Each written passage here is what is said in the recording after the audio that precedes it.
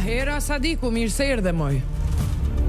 Përshëndetje Dita, mirësi o gjej në emisioni Radar.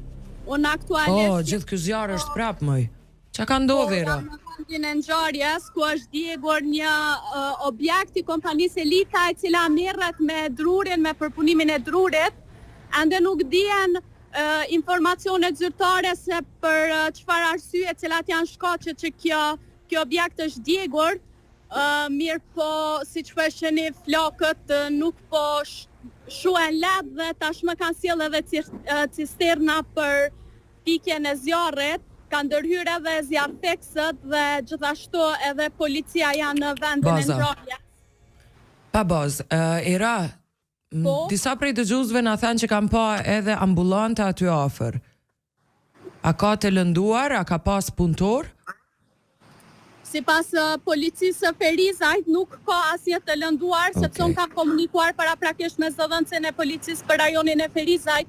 Zotri Kanon Veselin, ai thotë që pavarësisht se ka dëme të konsiderueshme, materiale nuk raportohet për ndonjë të lënduar. Në rregull, ka afër objekte, unë po shoh që ka shumë afër zjarrit objekte. A rrezikohet? Rreni tasheni mirë, por realisht ka, sidomos nëse kalojmë në anën tjetër të rrugës, ka shumë objekte afër.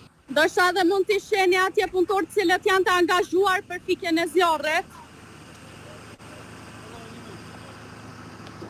A mund ta bësh një rrotullim të shohim gjithë ambientin atje dhe jo vetëm këtë pamje, të shohim ku je, ku është vendi, çfarë ka afër? Po. Okej, zjarri që po shihet, se e di që jeni shumica edhe në radio, ka afër edhe shtëpi tjera, objekte që rrezikohet me vazhdu zjarri deri atje. Po, thuhet se është e menaxhueshme apo jo?